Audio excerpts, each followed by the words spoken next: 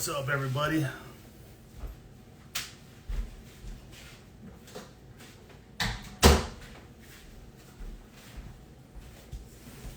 Oh, what's up? What's up, guys? What's everybody up to, huh? We're gonna have a good little discussion today with my friend Derek Nance once he rolls in here. Got the pleasure of having him today to have a little discussion about, you know, what's going on in the world. What's up, real flat earther bear? What's up, truth reality? Yeah, me and Derek are gonna talk about some good stuff, man. Talk about germs. Can you guys hear me?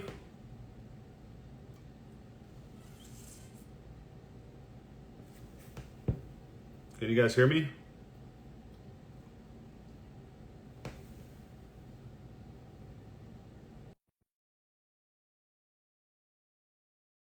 Loaded to the channel for sure. All right, cool. Good deal.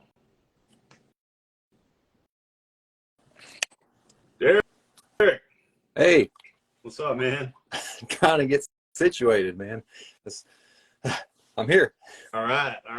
That's good. That's good. Yeah, me too. Every time I start one of these things, my Wi-Fi always acts up. Every single time, dude. Yeah. Well, I'm on data and Wi-Fi backup, so I'm just immersed in EMFs right now. So Me I think too. we got. Me too, man. I'll make some sacrifices to have a chat with you because we usually have our Wi-Fi off during the day, but Yeah, desperate times call for desperate measures. Exactly. No, I'm out in the studio right now because we have guests inside, so I'm trying to get the place ready for guests, and then it's like, okay, I'll do it out in the studio today. Cool, man. Yeah, that looks familiar. That's the place we stayed, right? Mm-hmm. Yeah, cool, man. Yeah, it's a spot. Nice. So yeah, what's new, man? What's new on the homestead? What do you got any animals out there? Any fresh kills? No, I'm finishing up one. Like I got one about 3 weeks ago that's about done, and I'm sitting here scraping. Well, I had some frozen, but I thawed it out, so I'm off a couple more frozen packs before I'm completely out, and then I got to go down to Georgia one more time. Yeah. You still going through that same person? Yeah, I'm kind of stuck there. I don't know if I have anything else that I like as much, and I'm kind of hesitant to go explore until hunger calls. Yeah. So I'm just keep going with what I'm going with. Cool. You're still on the beef, local beef. Yep. Yeah, I just finished up. I just had a pound of ground. Well, actually, what did I have? It was about 3/4 of a pound of ground beef, and then grass-fed ground beef, and then some grass-fed liver. So about a 1/4 pound of liver, something like that. But it's all frozen. But I got a beef quarter coming within the next week, and it's my yearly fresh, never frozen grass-fed beef quarter. But it does have citric acid on it, so that's the only downside. They sprayed it with citric acid at the processing facility. Yeah, I've worked at one of the processors where they did that, and they did it to, I guess, let it dry age. But then, if you're going to get it fresh, they just have to spray it anyway, or they have some type of policy. I know, it's stupid, but you know, it's still really delicious. And as far as my taste buds go, I can't really taste it per se, so it doesn't really bother me or anything. But yeah, I'm about to get 90 pounds of that, and we'll probably, between me and her, we'll probably put down 50 pounds or so fresh, and then put the rest in the freezer. Mm-hmm. So yeah, we'll probably do that. But yeah, got that coming up. Yeah, you can dry age about half of it, and then just eat the rest of it frozen later. Yeah, that's the idea.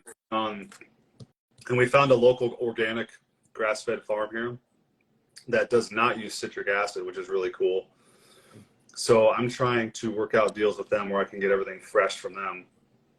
So that's going to be probably the best thing I can get my hands on at this point, but I just got to work it out with them. They're 3.5 hours away. So we're not necessarily going out there and getting it. We have like a co-op that brings it in, and they only do that part of the year. So they end like in November, and then they start back again in May. So between November and May, I can't really get anything from these guys, but the rest of the year I can. So, but I'm still trying to work that out with the fresh thing with them. But yeah, so yeah, sheep. That's what I do with sheep more than anything is just the cattle. Like if you're trying to buy cow shares, yeah, the local farmers, they'll only bring them in at certain times of the year. So you can't have fresh year round. If you're going after the larger animals, that's another reason why I stick with sheep. It's just hard to coordinate, other buyers if you're only buying a portion of a cow, and then they're going to process everything and have it, at a certified processor. And I don't like a lot of what goes on in those places, but you have to do what you have to do to get those animals. For sure, man. And it seems like a lot of places, a lot of farms, they slaughter around the same time of the year, like end of summer. Mm-hmm. I mean, yeah, so they don't have to feed over the winter like hay. Like the pastures are usually green and lush during the spring and summer, but what happens is if you have a lot of holdovers over the winter, they'll eat the pastures down to nothing, and then they might end up having to supplement with hay. And so that's why they don't allow pasture raised animals to get over 2 years old, because they just don't want to hold them over another winter because they can't recoup their cost. So the bottom line is, like, after 2 years, they don't want to put any more input into an animal. They want to just go ahead and slaughter it. So they try to keep them on a regular schedule. So at 18 months to 2 years, they are pushing them to the processor. Yeah. That's unfortunate, man, because like those aged animals, that's the best food, man. Those like 3-4 year old beef. Oh, I love that stuff. Yeah, It's she's about 4 years old. So that's prime. It is, man. That's the best stuff. But yeah, so yeah, man. So yeah, I figured we could touch on some interesting stuff today. Yeah. Well, we kind of went last time to see how far we could go, and apparently they still have the video up. So that's I think that's permission to see how much further we can go from there. And it's freedom of speech, not freedom of reach, of course. So like we don't really have a high count number on the views. So they might not promote our stuff, but they at least will allow us to say it. So that's I think that's where we're safe. We're safe to kind of continue in the same vein. Sure. And things might be opening up a little more, hopefully. Sure. And I believe the people that need to find the videos will find it, It seems to be that's kind of where the channel's heading. It would be great, like I once had a dream where it's like, man, what if I could just get this channel so big and everybody throwing me? That would just be so awesome. But like, you can't, it's hard to wake up the sheep, man. And I don't know if that's necessarily how it's supposed to happen, Right. I think there's multiple layers to the world, and maybe not all the world's ready or not all the world's willing, and who are we to say? So so let's just do what we can do here. And for sure, if other travelers come along and are interested, just sit back and listen for a little bit. Yeah, for sure. Yeah, there's a lot of people interested, man. It seems it's just more than I would ever imagine, and it's pretty cool, man. I get emails and direct messages like all the time, and it's just people from all walks of life, men, women, young, old, 80, 90-year-old ladies, boomers, teenagers, just people from all walks of life, man, that are just like, hey, I found your channel and, I'm super interested in what you're doing. I love your content. And it just blows me away. It just blows me away, man. I'm pretty modest about my content. I'm like, and I know how powerful it is, but at the same time, it blows me away that people are actually interested in it, like all over the world, man. So there's something going on for sure. And what we're doing, I think, is important, and people like really appreciate it, man. So that's what keeps me going. Yeah, I find local people in the farm fresh, farm to table groups that have found you and then realize that I'm local, and then they reach out to me. So like I've had quite a few people that listen to you and follow you that are in my general area that didn't know anything about me, and then they see me on your channel, and then they reach out to me. So it's finally get a hold. Yeah, I've had a lot of people reaching out to me to try to get a hold of you, And I kind of give them the general information on where to find you and things like that. And I just kind of try to send them your way. You know what I mean? I try not to bother you too much directly with that stuff because it's actually a lot of people, man. so, Yeah. so It can be too much. You can't yeah. answer all the letters, but you can actually, speak to some of them, and some of the more persistent ones have gotten through. So there's this one guy, he's probably listening. He comes out and he gets like a couple pounds of meat every time I butcher. I let him come watch a couple times. So like, yeah, he's really into Agenas and into raw meat, and he's doing real well with it. And he's just having trouble finding good sources, so he has to go get Amish beef. But once a month, whenever I butcher, I'll sell them a little bit on the side just to help them out. That's So nice.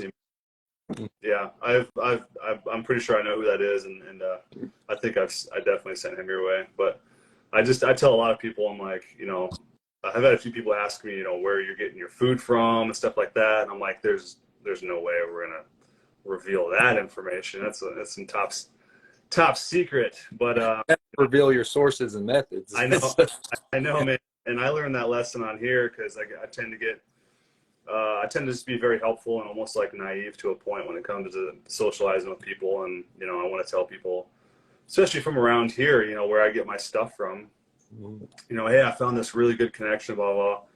But then I started thinking about it, I was like, I can't really do that anymore, man, because, there's a limited supply. When you're getting this level of quality of food, there's a limit to it. They run out of raw butter all the time. They run out of cream.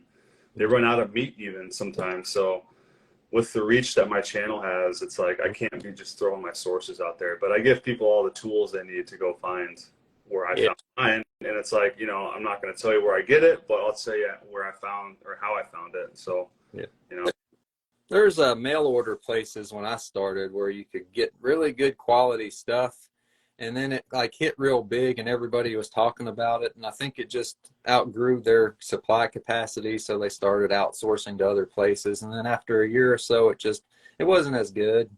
And not naming names or branding brands, but I can tell from the taste and I can tell from the quality just because I've been experienced with it. So there's the golden goose, and then it just gets squeezed and then there's nothing left. So, I mean, wherever it goes, wherever paradise is, there's going to be people out there, just rushing in to take what they can get. And so there is a limited supply of like really, really good quality. And then, what do? You can't just feed the world. There's compassion in all of us that we want to be able to help everybody, but you just can't do it. There's just not enough to go around. And I'm not one who believes in the scarcity mentality, but when it comes to this stuff, there's scarcity and there's not enough of it. And so if we're promoting this lifestyle in order to have more people interested, hopefully to support the production systems of more local sustainable farmers. Mm-hmm. And so it's a slow process. So we pique the interest, and hopefully people will begin to start manifesting on the supply side. Mm-hmm. So it's an eternal struggle, and there's a lot of powers that be that don't want that would just not want us to have access to quality meat. Right. You go back to the story of Geronimo. I don't know if a lot of people realize this, and it might be more of a rumor than anything, but the one real reason why Geronimo left the reservation was he was a medicine man. He was a healer. He was a wise man that knew what it took to maintain health and viability for his people. And they, on the reservation, denied him the right to raise his own cattle. And so that was the last straw. You're going to sit me on this reservation with all this land, not let me have my own cattle, and then feed me this, whatever this is you're trying to feed my people. No. And off the reservation he went. And so, it was a food freedom issue. Among other things. So, we're in it now. This food freedom is it's being taken from us, and it's a battle, and so it has to be fought out in the individual farms and ranches here across the nation, and hopefully we can maintain enough of a strong food base, local industry that we can supply ourselves, and so that's what we're working for right now. Well, yeah, so many there's so many elements to that, to what causes that breakdown in like the food chain. And that reminds me of I listened to a podcast this weekend of Christopher Gardner. You ever heard of that guy? He's pretty fairly unknown at this point, but you should check him out. He's got a podcast called Biocharisma. Mm-hmm. Anyways, he's a really smart guy, and he was living in Costa Rica for a while, and he was trying to do like organic farming down there and starting a community down there, and everything organic, starting their own food supply. And what he found is that Costa Rica has the most glyphosate spraying in the entire world by like 6 times. I've heard. So there's more Roundup down there than anything. And the reason is because the families down there are having less children. So, the families before used to have 10 kids. They could go out and, just pick all the fields and pick the weeds and they'd get it all done. But now they're having maybe 1 kid, 2 kids. Mm-hmm. And so that broke down the family chain, and therefore they have to start spraying all their fields, So I see them here on the sidewalks, the grannies with the little Roundup, just because they don't want to weed. I just want to yell at them, but I know they're not going to understand what I'm talking about. But there's a real old woman I saw once, and it was something else. She was clipping her lawn with scissors. Like she was just, she's retired, and like she had her granddaughter helping her mow and stuff, but she's out there cutting with scissors, just trimming her yard so that you didn't have to use Roundup. There's a way around it. It's just all personal time and effort. Yeah, maybe that's why my grandpa did that. I never understood why he used scissors, but I guess I never thought of it that way. I thought he was just maybe detailing, the corners and details, and there's a zen to it. I think a lot of those old folks, just getting them outside and getting them moving and having them do something in outside and in nature is just so much more beneficial than having some yard company come in and do all the work. Yeah it keeps them alive for sure. Mm-hmm. It's definitely it's not all bad, like, because I see the same thing. I'm surrounded by retired people, so all I see is my neighbor on the left mowing his lawn religiously, and all I see is my neighbor on the right doing her landscaping and making the outside of her house look beautiful. Yeah, and if more people appreciated it, I think it would be more of a cultural value, and then the grandkids could be brought in, and so multi-generational.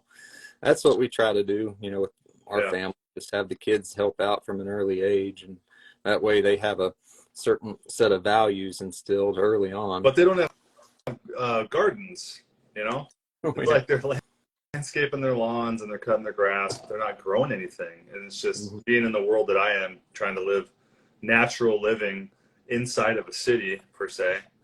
It's they just want the superficial beauty. They want the greenery and but none of the substance, the actual organic. I know. Permaculture where you can grow your own tomatoes and own lettuce and greens out of your own compost. And so that's a lost art. I think that's something that, is coming back in permaculture, and a lot of hip people are catching on to it, but it's still not very widespread. Yep. So I wanted to read you this email that I got from one of my grass-fed farmers and see what she thought about it. And let's just jump right in here to E. coli 0157. Yeah, I know. This is going to be scary. It's got a number. A number on it and everything. I bet they got the genomics on it too, like all that new genomic stuff that they have, so they can know exactly how bad it is because the genes say so. Yeah. So I'm just, it's hard to figure out to me. I'll just preface it with this. It's hard for me to understand exactly what's going on with all this stuff because I'm not God, and I didn't create this entire system, and I don't think anybody really knows exactly what's going on. But we can sort of point towards the truth, I think. And but I'm still just a little bit confused on all this stuff. But let me just read what he said. He's a really smart dude. I love all my farmers because they're pretty brilliant guys. But so he said this. He obviously saw the episode and everything and the clips online. So we'll just touch on E. coli 0157. He says, I've enjoyed your clips very much. Not to sound too biased towards grass-fed, but I have found some info that might give you a lead for further research. First off, there are literally 101 ways to get E. coli 0157. Of course, the standard line is that you should thoroughly cook your meat. We know that even among the cooked meat eaters, that does not always happen. You can always get it from many veggies, contact with zoo animals, swimming in contaminated water, and on and on and on. Also, the research that I have seen is that for serious contamination, you can smell a strong odor in the raw meats. Supposedly, you can bring the meat to full done and reduce your chance of infection. Without too much research, I was able to find out that E. coli 0157 is primarily a contaminant of CAFOs, which I believe stands for confined animal feeding operations. Is that right? CAFOs. That is confined animal feeding operations such as feedlots, zoos, confined feeding of sheep and goats, as well as poultry. The only reference that I could find was that up to 60% of animals produced in a confined animal feeding operation may be infected. That's why the general recommendation is to cook to a bacteria-killing temperature. I have information from about 10 years ago that show virtually no contamination of grass-fed or otherwise free-ranging animals. The reason for that is the corn cocktail used in CAFOs makes their guts ideal breeding grounds for the production of 0157, which your doctor admits is very unique among E. coli's. That said, I have some personal concerns about the eating of raw chicken. Actually, I believe that most folks overcook chicken. I believe that cooking to a temperature of 150 degrees and then removing from the heat and eating is all that is required. However, I respect your findings, which seem to be corroborated by many other raw meat eaters as well as your own experience. Hope this gives some helpful leads in your journey and research. All that seems pretty true to me. What do you think about that?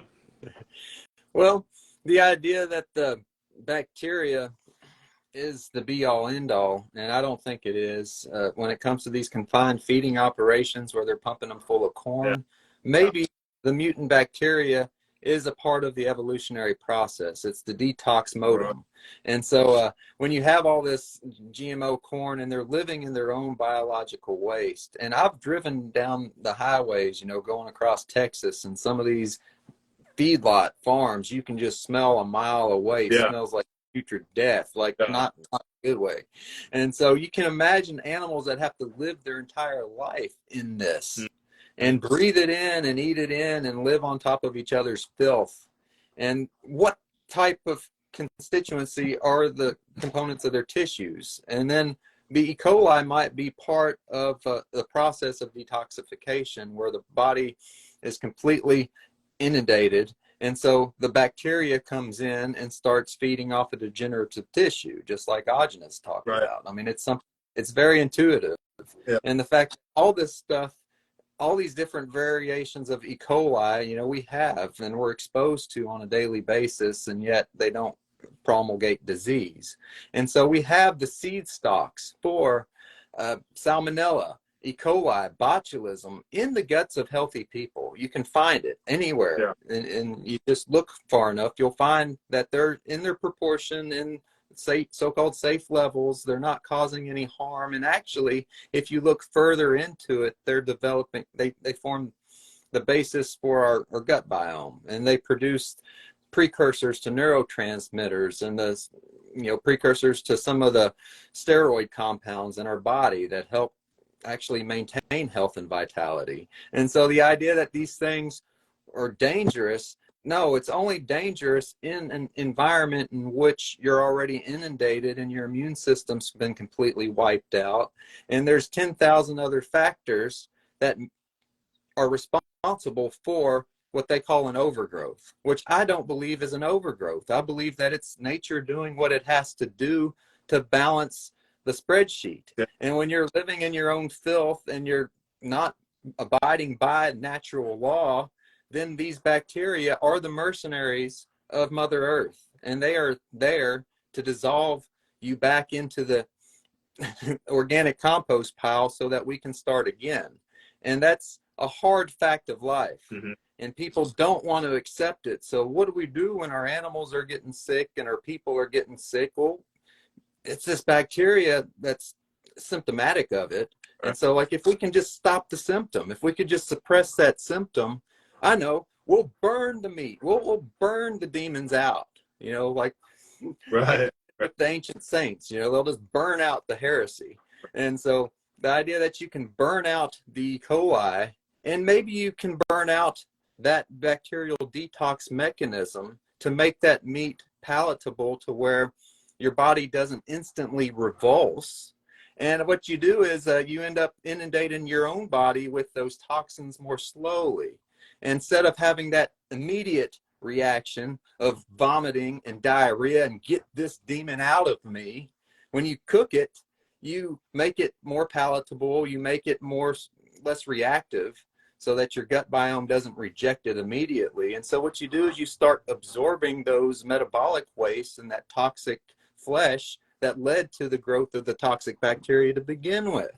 And so over the course of time, when you become more inundated with the toxic flesh, even if you cook the bacteria, even if you sterilize it, it's going to lead to other degradations. And so you'll develop other medical conditions. It's not going to be direct food poisoning, but it might be cancer in 5 years. Yeah. Or it might be developmental disorders in your children, Right. a generation or 2 generations down the line, because you're not addressing the issue on its face. Yeah. So that's interesting. So if I had E. coli 0157, the only thing that I can think of where I contracted that from would be eating like a rare steak at a restaurant. Because that could be the only place I can think of, because I don't eat vegetables.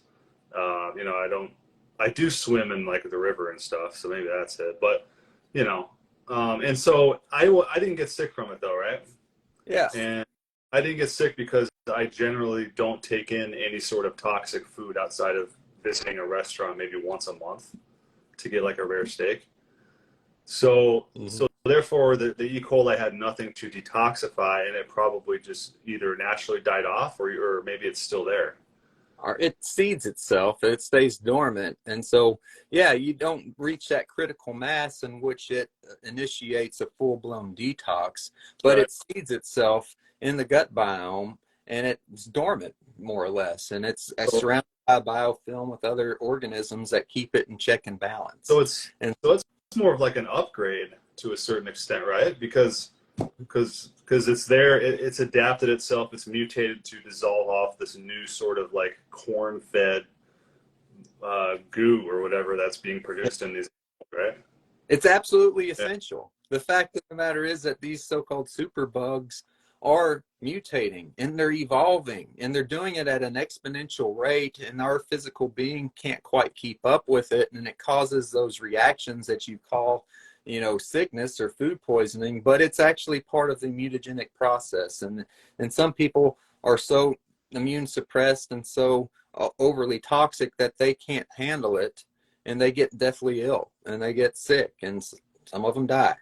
And that's the process of life and death. And we have to accept that. But the idea that the people who do survive do build adaptations, and that's necessary. These mutant bacteria are necessary in order to facilitate the evolution of our gut biome so that we can adapt to the GMO-based diets. We are the cockroaches that become immune to the poison. And so what we're doing is these organisms that we're calling superbugs are actually the facilitators of that adaptation. Right. They're necessary parts of the process. They're not the disease. They're symptomatic of a diseased environment, and they're nature's way of trying to balance the equation. So I heard you mention like immune system. So do you believe that we have an immune system, or do you think it's more of like a detoxification system? Like, how would you describe that? I don't make a difference. I don't think that you can parse out what the immune system does, because it's not even fully understood by these immunologists out there that claim that they know the origin of disease and disease pathology. I think that it's an all and everything. Like, there's a unity involved with the immune system, the function of the immune system as far as protecting the organism, as well as fundamentally at the basis of the evolutionary process. Like, the immune system is in tune with the so-called pathogens, so-called organisms of the environment, and they evoke each other. Right. Like we can get into the different families of viruses, and the idea of what even a virus is. I think it's an extension of our genetic immunity, and it's something that goes back, prehistory to the very most primitive forms of life on this planet. And each species has its own little repository of these viral informers that teach the cells and teach the immune system how to go through certain phases of adaptation, certain stages of development, and even evolution, so that we can maintain genetic viability among a species of billions and billions of disparate organisms, and how these organisms can still come together to breed viable offspring. It's a miraculous process, but it has to have these other mechanisms that are, as of yet, to be discovered by our mainstream science. And so a lot of this that I speak of is just speak of for knowledge and intuition that and the explanations that are given by, you read the scientific abstracts about virology, and I did a deep dive into it like 15 years ago when I was going through my own healing crisis, and you just realize how much is left out. Like there's very brilliant scientific work done. There's very brilliant gene sequencing done that can identify these things down. They can call them a virus, and they can say that, yeah, this has this set of genes and that has that set of genes, and this strain is different from that strain. But they don't see the full picture of like, why would nature do this? And why is it so ubiquitous in everything? Why does all life have these processes? Maybe they're necessary processes, and maybe instead of trying to stamp it out, we need to understand it and maybe learn to go with the flow and let it rip sometimes, and try to support the health of the organism more holistically. Yeah. It's common sense to me. You said, like the question is why would nature do this, right? And I think the better question is like, why would the creator do this? If there is one creator, let's just say, or if there is a God or whatever, why would he or she or it create viruses to go out and try to kill everybody? Like everything is so visibly beautiful and perfect the way it's designed. Like why would he or she do that? And that, I think, just ties into science, and the religion of science now has replaced actual God as a creator. Now science is the new God. And so I think that's the question that people need to ask themselves. It's so simple. I think the answers are really simple, man. We don't know all the details. We don't know exactly how everything is designed and how everything functions, but you can guarantee that we know this place is good. This realm that we're in, this is a good place. It's beautiful and it works so perfectly. Why would he create all this and then send down little viruses down to kill everybody? It sounds so stupid to me, man. So people just need to get into, I think, start thinking about it a little bit like that too, to try to answer that question. But heretic, you're a heretic. Burn that man. Burn him. I know. Delete this channel. Channel's deleted.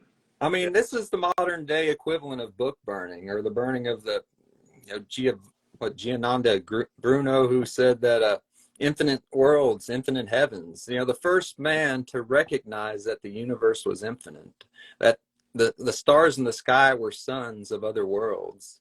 That they burned him, and they got the idea that God is unity. That if whatever the divine is, you can call it what you will, but it's in all of us, and it is pervasive throughout all of life, all of soul, all of spirit. You can have 1,000 different names to call it. And so when you start talking in terms of unity and transcending this materialism of today, then you become like the heretics of the days before. And so I see this unity and this God of nature, this divine nature, whatever you want to call it.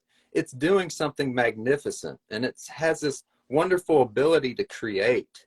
But the creative process, there has to be aspects of destruction. You have to winnow away, the dead, decaying, dying flesh, and you have to make room for the new growth. And so this process of a catabolysis, which is embodied by the viral episodes that we go through and these types of pathological conditions that they call disease, is part of the process of life itself, and you can't separate them, you can't differentiate them, and if you do, you create these abominations and something that stands against this creative flow, this infinite universe where there's infinite worlds and possibilities. Mm-hmm. Yeah, it's beautiful, man. So yeah, we were talking earlier about what we were talking about, E. coli, and then we were talking about earlier this week we were talking on the herpes virus. And I think it's interesting that there's tons of different herpes viruses. I think a lot of people don't realize that. So yeah, there's not as many as there used to be. Like when I was doing my research, this was back before genetic sequencing and all that stuff, and this is 15 years ago. And like I was reading some articles that said there's like 12 varieties that affect humans, but now I think they've narrowed it down to 8. So if that means anything, but they are ubiquitous. They're ubiquitous throughout the animal kingdom, especially primates. We have our own set varieties, and human beings seem to have the widest variety, but maybe it's just the ones that because we've studied them more thoroughly. But I mean, maybe this is a disclaimer we need to have before we continue on. This conversation may include adult material. Please shelter your kids if you want to keep them in the dark for life. But and this isn't not medical advice, that's for sure. No. We're not doctors. If you ever have any serious problems, go talk to your doctor. And because what I advocate is for you to go out and not be afraid. If you catch a herpes virus, then you were meant to catch a herpes virus, and let it become part of you. Let it do what it has to do inside of you, and it'll transform you. We've all had it. Like people act like, oh no, I've never been exposed or I never had an outward sore or anything. But like I haven't. I've never had like a herpes simplex 1 and 2, or the ones that causes the cold sores and the genital sores. Mm-hmm. I've never had them. My parents would break out in cold sores, and the people of a generation before me, I've noticed like they break out. And so I don't know what it is, if I built a natural immunity or what, but I've never had it. But what I did have is when I was about 20 years old, I caught a really severe case of mononucleosis, Epstein-Barr, and what they call Epstein-Barr. So there's herpes 1 and 2, and herpes 3 is chickenpox, and herpes 4 is this Epstein-Barr. And so that really knocked me for a loop, but maybe it was something I needed to go through. And so I had these elevated Epstein-Barr titers for years. I'd break out in these rashes and all types of like weird inflammation, chronic fatigue, adrenal fatigue. So this condition just lingered, and it really just wiped me out. And I think that underlying, like I talk about, the holistic health of the organism, my holistic health was diminished maybe right at about the time that I underwent the Epstein-Barr infection, so that it was more severe and more pronounced than maybe a lot of other people go through. So there's other factors involved, but what it was is that I needed to go through that. It jolted me. It started this whole quest of mine for health, because I lost it. And I swear I thought it was the bacteria. I thought it was the viruses. I thought it was, this milieu of parasites in the blood. And so that manifestation of this sickness, and whenever I went to the doctors, all they could say it was viral this, viral that, and oh, your titers are high.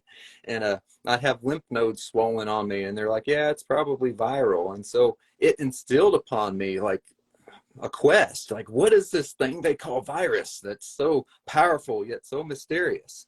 And so I've been studying it like in the underground for the last 15 years. And I had an episode, which I'll talk to any doctor, any virologist about. I want to be tested to see if I have the titers for. I swear to God, under everything, I caught canine parvo.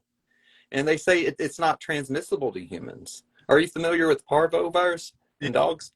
Heard of it, and I know that they want you to, I believe, vaccinate your puppies for that, right? You have to vaccinate every puppy with it, and if you're living in an area with contaminated ground, they will get an infection really early and die. Like I've had puppies die from it. Back when I was going through my chronic sicknesses, I was like, I don't need to vaccinate these dogs because, I was really starting to wake up to things and I didn't want to give them the vaccine. So I had this one, it was a German Shepherd Lab mix, and I was ill. This was the time when I was going through my illness.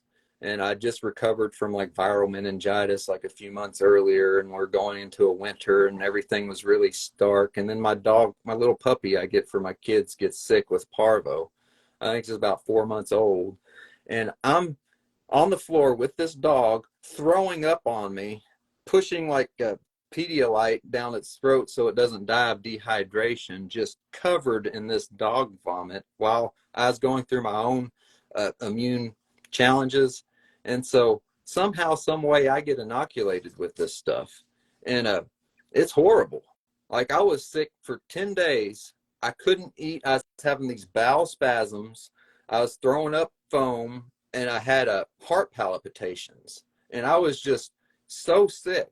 Like I couldn't believe that was about the most sick I've been, next to the meningitis where my neck was stiffened and I couldn't move and couldn't get up for a few days. It was that level of sickness. I was going into the emergency room and they hooked me up to like these electrocardiograms and they're like, yeah, your heart's slightly swollen, myocarditis. And I was having these bowel like spasms. And so they sent me to get an ultrasound the next morning. They're like, well, it's probably viral. And I was trying to tell them about the story about the parvo and the dog. And in these emergency rooms, they don't want to hear anything. That's Twilight Zone. So they just put me out the door, still spasming in pain, still sick, and just, oh, it's viral. There's nothing we can do. And so that really burned me. That really, part of my animus against the medical establishment is just when I was throwing myself on their doorstep asking for help and just getting kicked to the curb and going through these healing crises and then having to realize I'm on my own. Like, and at that moment, after going through that cycle of sickness, emergency room, there's nothing we can do, then that's really when I started to figure things out for myself. I said, there's no way I can trust in medical science any longer. It's not doing it. They have a lot of wonderful life-saving technologies, and yeah, if I have an acute injury and I'm bleeding to death, I'm going to throw myself at them. But for this kind of stuff, for what they call viral illness, hell no. They have no idea. They might as well, when you say viral illness, just the great mystery, because they don't understand it. Yeah, they don't. So what do you think parvo is, and do you think the vaccination for the puppies would actually protect them? It does in a way, because like I've seen where, dogs get it and they don't get parvo. And parvo didn't start until 1978. Like I was doing the research on it. It never existed in dogs at all. And there was strains of parvovirus that affected cats that were mild. But what happened was in 1978, the theory is that there was contaminated rabies vaccines that they were cultivating with these lab cats, these cats that were, given all types of experimental jabs, and they were just completely inundated with these viral chimeras. And so what happened was it got into one of these, injection cycles for the rabies, and then they, 1978, it just emerged. All of a sudden, all these puppies just started dying, like sudden puppy death syndrome. They just left and right. It never existed before. And so it's acknowledged, like you can read the abstracts, and a lot of the mainstream literature acknowledges that it came from rabies inoculations. Really? And yeah, from that, and then from then on, lo and behold, they developed a new parvo injection so that everybody's puppies has to get it, or else their puppies will die. It's crazy, dude. That's fucking crazy. But the mutations that it's undergone, like I said, what we've gone through and what our animals have had to go through, it is horrific. And I actually did save that dog's life. The dog that I raped, you can mitigate it naturally. And so I was just keeping the thing hydrated, and it recovered. Now, 90% of them, when they're that young and they get that sick, what happens is they just get so dehydrated and they can't keep anything down. Their electrolytes go so far off, that their heart stops going. Yeah. And so, but if you go through that process and you survive, you've been cleansed. You've been cleansed from the viral fire. And so that was the pre-dawn of my paleo awakening. This was when I was going through my viral mutations. And so maybe me going through a canine parvo virus episode could have primed my body, for all I know, to be more adaptive, to be more capable of getting onto this raw meat diet and just thriving on it, where a lot of other people might struggle. I don't know. But my theory is now with most viral things is just to let them rip. Let them go, let them do their thing, support your body through it. And most of them are all self-limiting. I mean, if you learn about it, even the herpes viruses, they're self-limiting. And so there's a lot of other research that we can draw back into the herpes family, because it's a big family and they have a lot of, I think, beneficial effects. And so when people throughout from Roman days were breaking out in these stores all the way up to, the modern era, it's actually another theory that maybe these things modulate our immune system, and these T cells that have the antigen for like Epstein-Barr or herpes 1 or 2 actually train the immune system to overcome other pathogenic illnesses like syphilis, for example. And so why in the world throughout antiquity had some populations had complete immunity to syphilis, and then when the Europeans came over to the islands and they started contracting all these foreign diseases, why did they become so susceptible and they become so sick? Because they had no natural immunity. But then somehow, some way, after generations and generations, we don't get syphilis anymore. Antibiotics had a lot to do with it, but I think also there's these genetic adaptations, and the herpes virus, I think, are right in the crux of it because they're sexually transmitted. And so what is the purpose of sexually transmitted viruses? Why would we do such a thing? Well, maybe there's a biological function behind that as well. And what I'm talking about is genetic viability between disparate speciation, different haplogroups. Human beings have spread far and wide. We have our own genetic mutations and our own different ethnic groups. So how in the world can we possibly, after being separated for 15, 20, 30,000 years with all the mutations that go between, how can we come back together when the new world meets the old world? And maybe the answer is we pass viruses back and forth. And these viruses inoculate the wombs and the placentas of the mammalians.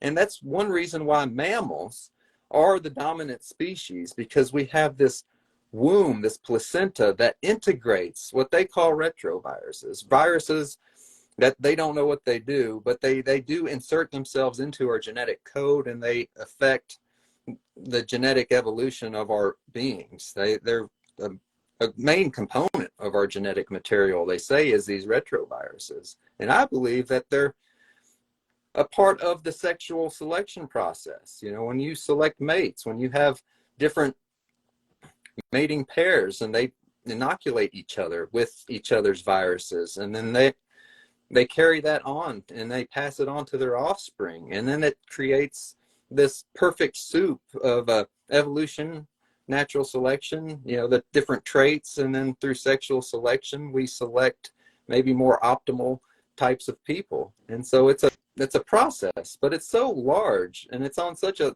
huge scale that people who are looking in their petri dishes at individual strains of these, so-called sexually transmitted viruses don't see it. They don't see the whole process and how it has to unfold. And each one of these is just a little component of it. Yeah. So let's try to maybe explain this to someone in simpler terms. So you're saying that it could be beneficial when two mates are mating together and they're passing viruses between each other, and that could help improve each other's immune systems or improve the immune systems of their offspring, so they could better fight off toxicity. Is that what you're trying to say? Yeah, toxicity and food intolerances. Different cultures have different environmental factors involved, and or it might be a test.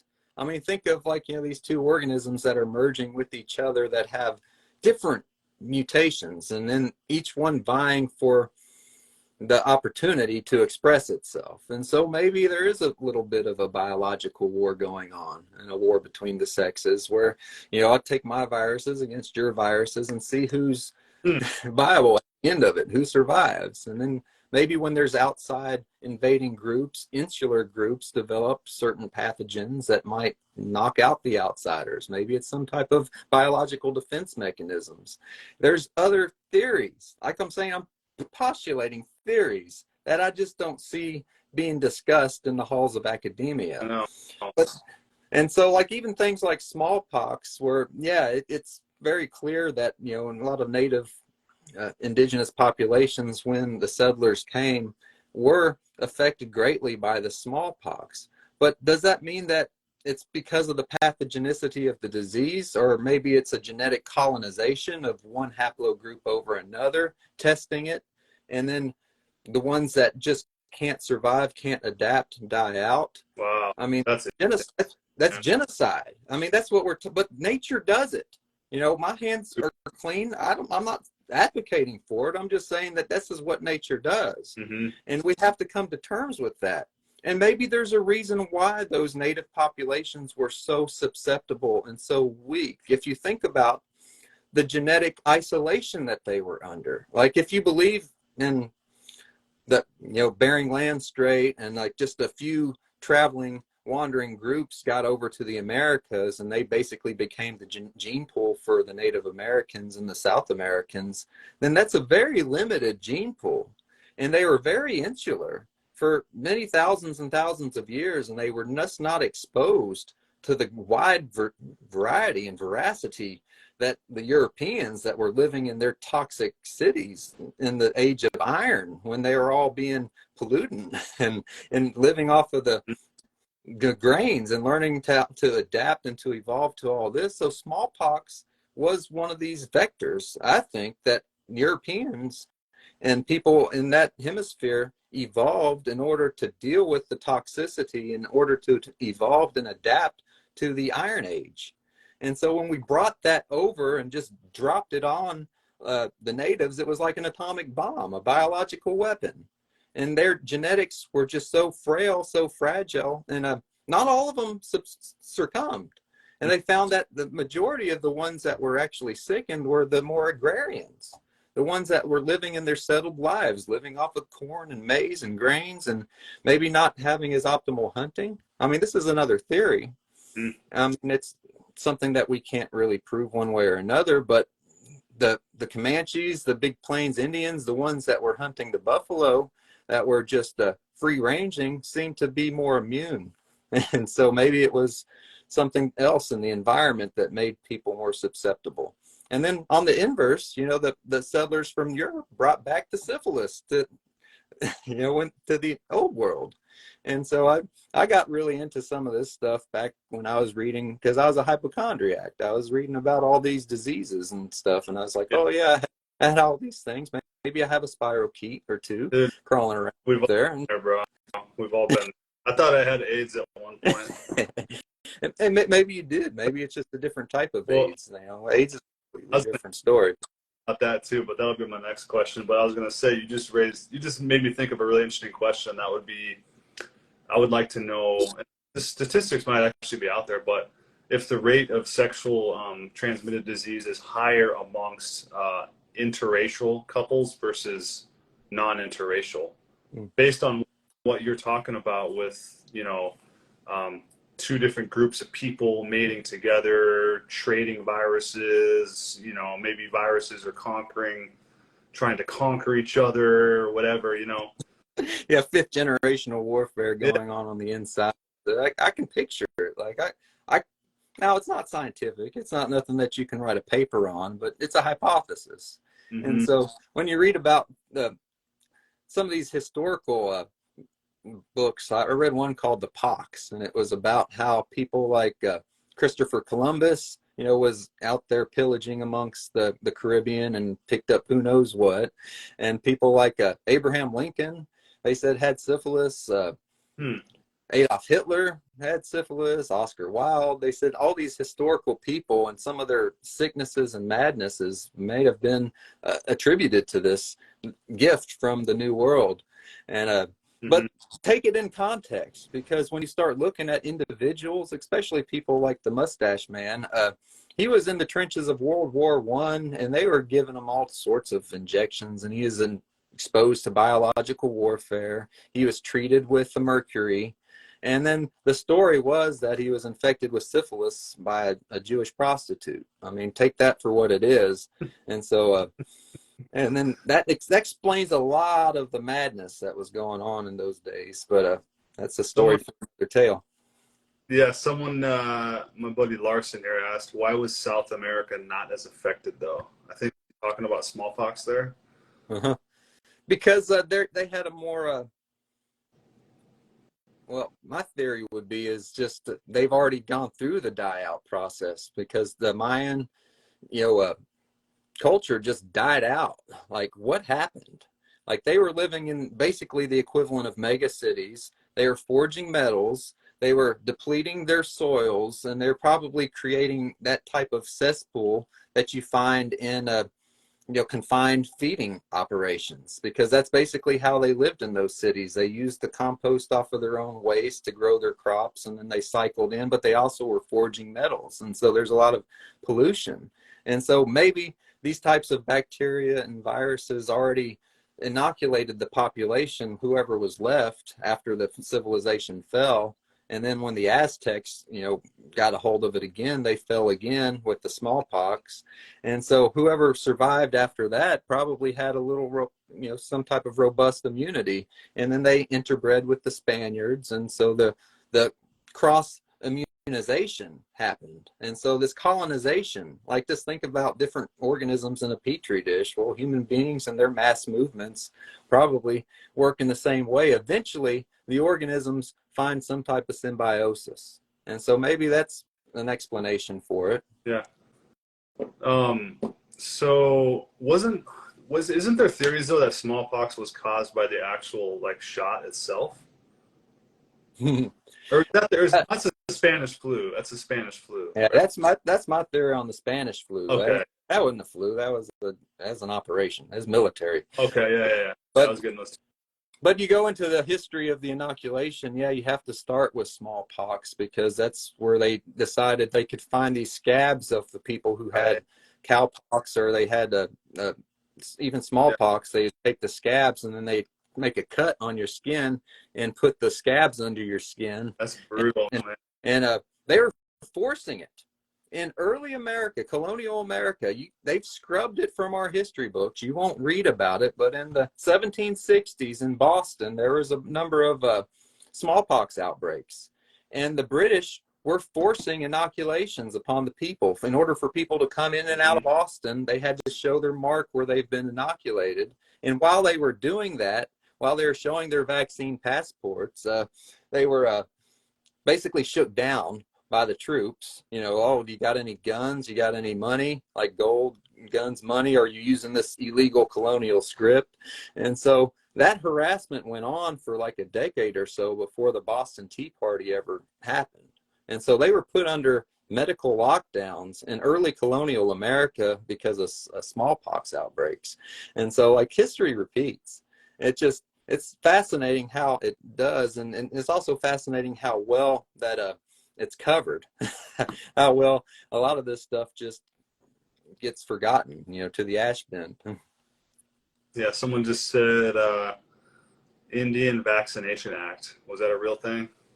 Oh man, I don't know if I researched that. It's been so many years ago, but yeah, I imagine.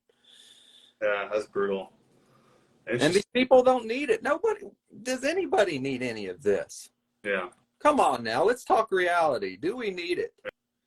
Yeah. It's an option. Maybe we should have a free society where people can choose. But the idea that we all need this, really?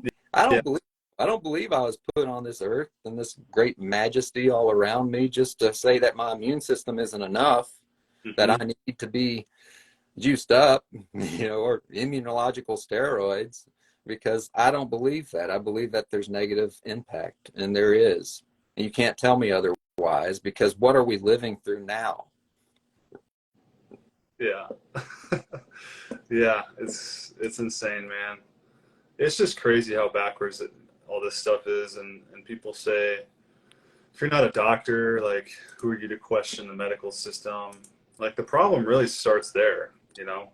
The problem starts with, to be a doctor in order to talk about this. If you haven't been to medical school, you shouldn't be talking about this. And so many people believe that, man. Mm-hmm. You know?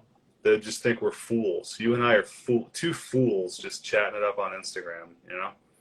Yep. And maybe we are in a certain respect, but that still doesn't mean that we can't be right about something. It's all relative, you know. Yeah. Foolishness is all relative, but you know, I was doesn't much mean more foolish back in my younger years. I think I've grown a little bit. Give me some credit where credit's due. yeah. I'm still alive. Look, I've broken the chains. Like, I'm a free man as far as I can tell for now. And so I'm going to live it up, and I'm going to experience it, and I'm going to show other people the way. And if you don't think it's the way, you're free to go your own way. I'm not stopping you. I'm just saying, like, this is an option. This way of life that me and Weston have found, it works for some people. And it can be an option if you do it in a way that's wise. Mm-hmm. Yeah, it works for a lot of people, man. I met a lot of people when I went to that gathering this weekend. I met a lot of people that ate raw meat, a lot of people that followed my channel. I got to meet them in person, shake their hands, and it was just so cool, man. Like, I don't know how many people you've ran into in real life, but it happened to me. I ran into like 15 people this weekend that all, either ate raw meat or followed my channel and just were super into it. And it brings it to a whole different level when you bring it out of the internet and you start meeting these people and it becomes real. It's really cool, man. So there's definitely something going on, and a lot of people that are in this community, if you want to call it that, they're really cool. They're really open-minded, and we seem to we share a lot of the similar beliefs in other areas as well, which is really intriguing. So there's something greater than us is definitely going on, you know. Yeah. But have you been recognized yet in public? No, not for this. I get recognized. I'm kind of a local legend for other things, right. But I get recognized from time to time. But yeah. No, actually, then I kind of enjoy my anonymity, really, because the idea that we are so suppressed and so marginal that it does give me the freedom to operate in the wild in a way that maybe I couldn't if I was more recognized. So I don't mind being obscure. I just don't like the ideas being intentionally obscured or the ideas being misrepresented. And so it's hard to. Yeah, you don't really put yourself out there a whole lot, man. I mean, you do, but you're not doing it on the level that I was, like streaming 2 times a week and like, doing it. I got like almost 900 Instagram posts, and it's like, so it's happened to me. I've been recognized in public like a few different times. Outside of this weekend, it's been just like a few times, I went to pick up milk the other day and some dude bumped into me and he said, "Hey man," and he followed me on Instagram and we talked a little bit. And that was really cool talking to him. And he's like, "Thanks for pointing me to this organic farm." He's like, "I get food from these guys all the time." And so it was just cool to get that feedback, and shake your guys' hands. But I enjoy my anonymity too, man. And it's like, I definitely don't want to become like famous or whatever. But You're on the way. yeah, people say that, but like, it's cool to be able to like go wherever I want, like not 500 times, and then the 501st time I shake someone's hand, and then I get to go 500 more times and don't see anybody. That's pretty cool. But yeah, I like the idea of like living my entire life in obscurity, and only maybe in my dying days do I get recognized. Maybe when I'm on my deathbed, 125 years old, and I'm just looking back at my life. You're gonna get famous when you're 105. If I make it past 100, I mean, I should get some prize or some type of award. For sure. Yeah, I could see that. I could honestly see that, man. Like, like they say, like some of the greatest men in history, like reach their biggest points in life when they're like in their 60s and maybe 70s, you know. Mm-hmm.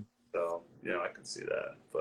But yeah, I tried to become famous. I mean, I was trying, like with My Strange Addiction. They came to me. They came to me in the first couple seasons about 10 years ago. Oh, did they? Yeah, so I did interviews with their producers like 10 years ago when the first run was coming out, and they liked me. They really did. It just somebody in the network said no, we can't do that. So I got the no. So I don't know why. They don't tell me. They didn't give me a good reason. That's weird. Did you have Discovery Channel contact you? Yeah. Yeah. What? Yeah, Discovery Channel and Animal Planet. Like, so I had a couple different producers, and I did interviews with them, and so they liked me, and they just, for whatever reason, they just didn't. I did a pilot episode for the Animal Planet. They came and did like a pilot, it's like extreme animal obsessions, and it was kind of in the same strain that they were doing for My Strange Addiction, where they had to do like the test. And then I think they found in me like this thing called blastocystitis. And oh no, it's like a single-celled organism that's floating around in my belly. It's like, oh Lord, help me. And they try to make it into a big deal with the scene with the doctor. And I was actually eating what I called maggot meat at the time in front of the doctor. I was like, so you want to check out my maggot meat? And like this, like maggot meat. And they're crawling on my fingers, and I'm, yeah, that's good stuff. And, like, it would have been a great show. Oh, dude, is that pilot available anywhere? No, like I said, I think they shelved it, and it was in the early days, and I think they even talked to they had like a TV psychologist that did a whole like family intervention with me, and I had my cousin, like, who's kind of critical at the time because this was me early into the diet, and like they're doing interviews with my cousin, and she's like, he's crazy, just shaking her head, for dramatic effect. Right. So for whatever it is, but they're my family, and we all could have a laugh about it. So I mean, it was one of those TV shows where they try to introduce a human element into something more extreme, and I was all for it, but they didn't go with it. So how did Discovery Channel contact you recently? Is that because they contacted me? They contacted me like this year. It was either end of last year or beginning of this year. Yeah, I gave you the producer your name and information for My Strange Addiction after they told me they didn't want to do a show with me. That, man, I appreciate that. Yeah. So yeah, so you're the one person I'm like, okay, who can pass their muster? So, man, yeah. But yeah, Discovery Channel, they never got back to me. Mm-hmm. So I don't know if that was because the Strange Addictions episode had yet to be released because I was still in contract. Mm-hmm. Until the show actually got released, I couldn't do any other shows, or if it was because they're actually from the same network, and it would be kind of weird to have one dude on two different episodes doing the same thing. Yeah, they have to keep their universe in alignment. It's like the Marvel comic universe where you can't have the same character on different realities. Yeah, that wouldn't make any sense. Yeah, so they try to keep, and that's what we're doing here. We're outside of the box, and so when you're talking about media, they're always framing you into this little square, and they're like, no, I contain multitudes. I'm a scientist and a lover of life. Mm-hmm. And, why can't I be both? And so that doesn't really work well with casting directors. Right. They want to cast a role, and so no, I'm not a role. This is me, really. Mm-hmm. Whatever this is. Yeah. That's interesting, man. So, anything else you want? You can always do a little bit of chilling on the side, though. Oh yeah, that's right. What you got? What you got there? Oh, what is that? I think I got about a third of it in the last 3 weeks or so. Yeah, that looks like some Row Naturals beard balm there. This is the stuff right here. Yeah. Do you like it? Yeah. Yeah, I do too. It actually, I feel like it shapes it pretty well. And when you don't use it, it kind of gets a little frizzy, and you just kind of lather it in and shape it out. Yeah, I'm actually been a balm man for a long time. My girlfriend's a massage therapist, so like I've been working on my different formulas for a while, and I can't ever get the, I guess, ratio of a beeswax and tallow, and the sheep tallow I use isn't as actually smooth as this. So like I don't know what your process is, but it's actually pretty smooth as far as it goes. Yeah, So, my yeah. my she does all of it. Okay. So Yeah, sometimes it takes a woman's touch. But it does, man, and I couldn't do it without her for sure. But I do all the business side of it. I take care of everything. I ship everything out. I take care of all the financial stuff, and she just makes it all. And so I just let her know when we need to make more. I'm like, hey, we need to make some more. We're out. Like we just did a batch today, and I think our next thing is we're gonna do some whipped tallow. So we're gonna whip it up. I think girls like that quite a bit. It's so yeah. balmy. It's a little creamy, you know? Yeah, you should talk to my girlfriend.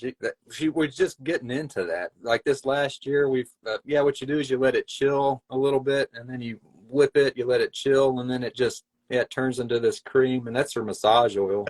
And so we mix different exotic oils. Though we use like cacao butter, coconut, Mm-hmm. and maybe just a little bit of lanolin, that's just not enough to overpower it. Yeah. Rosehip oil, jojoba oil, like you can mix in Yep. a bunch of different blends, different consistencies. That's depending on what you want. But coconut as a base with a little bit of cacao, just a little bit of chocolate, and then there's different herbal infusions you can do too. Like I was looking up the Dead Sea Scroll recipe for holy oil, and like there's this stuff that maybe people thought was cannabis, but I'm not quite sure. But it does go good in a massage oil, so you can use different herbs into your oil blends, and it works really well for massage. That's awesome, man. I actually never thought about making massage oils because my wife, she was in massage therapy school when I met her. That whipped butter works pretty good. The Like butter. try to do the whipped formulas like that. Mm-hmm. It's just a really nice consistency, like when you do it right. Yeah. And so I remember one of the comments I got on my channel, on my YouTube channel, was someone said, because the beef fat it's rendered, Mm-hmm. So they were saying, didn't Augenists say that cooked fat is really bad for you, And I was like, well, to my knowledge, as far as the rendered tallow, I've seen no information or no evidence that it's actually bad for you at all. I think it's really good for you, Yeah. And as far as externally, I mean, it doesn't pass the membrane. I mean, there are some things that will, go through the membrane and you might not want to do. But yeah, especially low temperature. Well, there's different ways you can render tallow. And like a lot of the people on some of the raw forums that I was on a while ago, they would lightly render their fat. Like you can do it like real slow at real low temperature. We're super low. Yeah. Yeah. And so if you do it the slow method, there's a few people on there that did it that way, and they seem to be able to consume large amounts of slightly cooked fat and seem to do all right. Mm-hmm. Bear Owsley was one. He was one that would cook his fat for years, for decades. He'd cook his portions of fat and eat them. Yeah. Oh. He lived on like I think his diet was like 70-80% beef fat for 50 years. Why did he cook it? That's just his culture. That's he wasn't exposed. They didn't have the internet back then. He didn't know about raw paleo diet, and so there's people out he didn't just raw. They had no access to it, so they just they did what they thought was best for the time. Mm-hmm. Yeah, interesting. What do you think about? Have you seen all that stuff going on Facebook about that lady that's like 82 years old and she's been eating only meat for 5 years or something? You've seen that? Yeah. She was on like Anthony Chaffee's channel. I didn't see the actual interview. I need to watch it, but as far as the photo goes, I couldn't believe that she was 82 in that picture. Her interview is something you should probably think about watching, like you and your wife, because she talks about how she raised her family that way and how she was basically in the backwoods living off of deer meat, and like her kids were teething off of deer jerky, and they lived that way primarily because they were just poor, and other because she just didn't like vegetables. So she has a wonderful story. Oh, cool. In fact, lived that way for so long, I mean, gives her credibility. And so, yeah, it's just an amazing story that there's people out there that have been able to live that way and maintain good health. And Say so, Chafee? yeah, Anthony Chafee. Yeah, there we go. yeah, Dr. Anthony, he seems to be doing pretty good himself on a cooked mix. So like, he's not all raw, but he's, he's very pure. Like he makes sure he gets like the very best of quality. So I'm sure he's, into optimal quality of meat. I'd like to talk to him sometime, but maybe I'm a little far out for him. Yeah, I'm gonna sub to that guy. Yeah, I should listen to the interview. Like it's really informative how she, raised her kids, and she lived that way for decades out in the ranches. Yeah. Well, I think, yeah, if you wanna end it here, man, that'll give everybody a nice little bite-sized video to take in, and maybe we can connect again here shortly and do another one. Yeah. I'm afraid I went on a stream of consciousness for a while about, war of biological cultures, and I'm hopefully it's not interpreted in any way that could be used. But, I speak from the heart and I speak off the cuff. And so sometimes I just rip with it. And so like, this is basically where my mind is, just thinking about the great mysteries and how wrong most of the people who call themselves the experts are. And I never call myself the expert, and I never claim to be totally right. I just claim to have the right to speak my mind and whatever comes to it. Well, yeah, we can't promise that we're always going to be right. We might be wrong, but we can promise that we're not lying. Mm-hmm. And not only that, but Lord, we're having a good time. I mean, that's what it's all about. Right. People need to chill out and just enjoy life, and just relax. Take in the information. Use your imagination. Give you some ideas to think about, some things to dream about, and go do your own research and figure things out and start looking at things a little bit different way. But ultimately, take the fear away. That's, I think, the biggest thing that people can take away from these conversations is just stop being so freaked out about germs. It's so stupid. Yeah, that's a fundamental lesson. And like with us living on raw meat for so long, hopefully just our physical being and our presence can help assure and reassure other people that germs are not the be all end all. It's not the alpha and omega of health.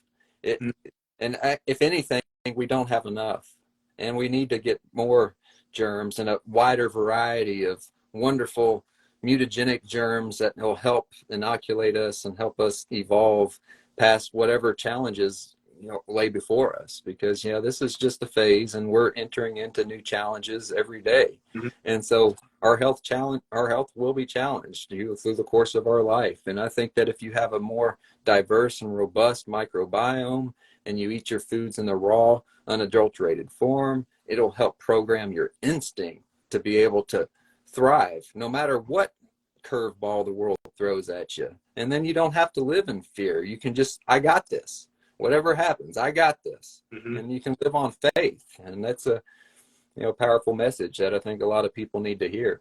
Beautiful. Beautifully said, man. Well, let's leave it at that. Let's end it at that. And we will obviously be talking. So we'll set up, and everybody stay tuned. Share this video with everybody, and check back in. Check back in Christmas, man. I know we did a Christmas one last year. Yeah, sounds good, man. Yeah, we can do it.